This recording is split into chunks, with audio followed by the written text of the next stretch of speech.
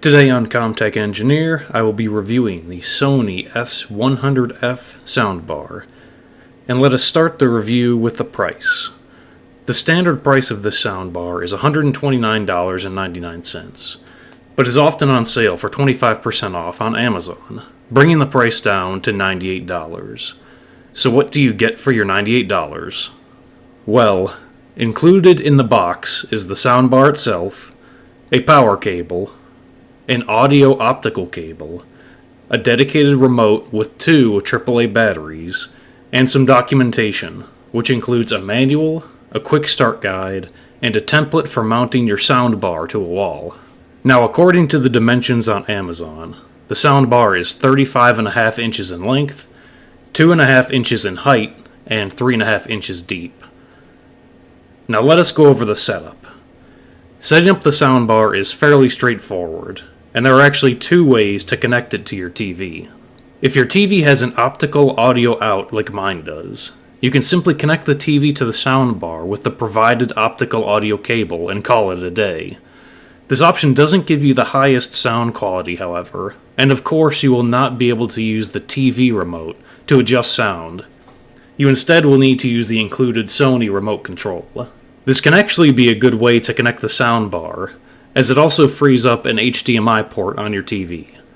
The TV I have only has two HDMI in ports, and I have many more devices connected to this TV, so they are a precious commodity. As a result, I had to install an additional HDMI switcher box to handle all of my devices. The second, and most likely preferred way to connect the soundbar, is to locate the HDMI audio return channel, or ARC port on your TV.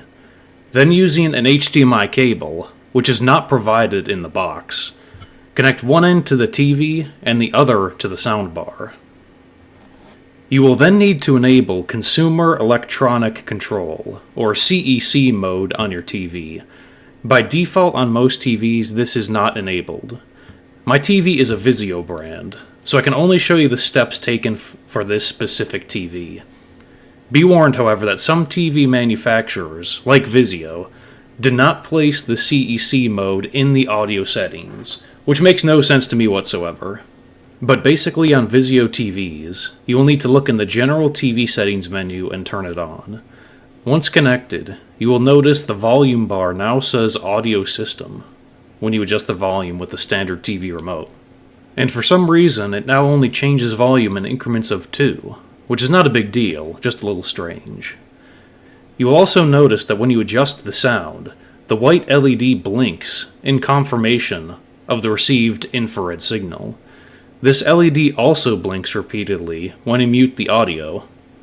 I also notice that there is a slight delay between the moment when you hit the button on the remote and when the TV volume actually adjusts. Again, not really a big deal, and you get used to it over time. With CEC mode enabled, the soundbar also turns on and off automatically, along with the TV, which is a nice feature. So let's move on to sound performance. According to the spec sheet, this soundbar has a maximum output of 120 watts with a frequency response of 20 Hz. So how does this soundbar sound? Well, it is difficult to convey over YouTube video, with my limited recording equipment. But I would call the sound quality pretty good.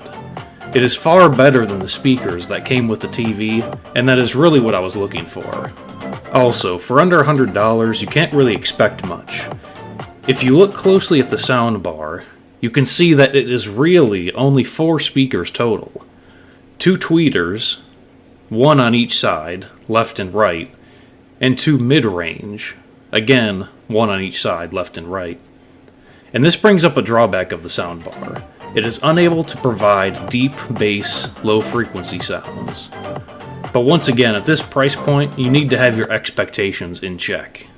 You can also connect this soundbar to your phone via Bluetooth, and you can plug a USB drive into the USB port to play audio files. I haven't tried this yet, so I don't know how well it works.